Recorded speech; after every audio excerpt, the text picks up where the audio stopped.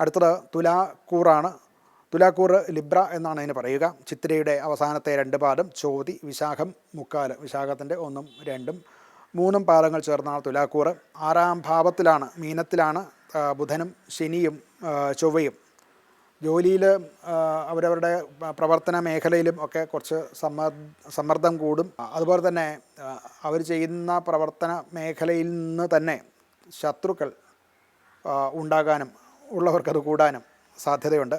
അതോടൊപ്പം തന്നെ പറയേണ്ടതാണ്, ശത്രുവിനെ ജയിക്കാനും ഇവർക്ക് ഈ കാലം അനുകൂലം തന്നെയാണ്. ധനപരമായിട്ട് വരുമാനത്തെക്കാളേറെ ധനവിനിയോഗം, ധന ചെലവ് കൂടുന്നതായിട്ട് കാണാവുന്നതാണ്. ആരോഗ്യപരമായിട്ടും അത്ര അനുകൂലമല്ല. ദേഹാസ്വാസ്ഥ്യങ്ങളൊക്കെ ഉണ്ടാകാൻ സാധ്യതയുണ്ട്. അതുപോലെ വാദസംബന്ധമായിട്ട് ഉള്ള രോഗമുള്ളവർ അത് കുറച്ച് കൂടാൻ സാധ്യതയുണ്ട്.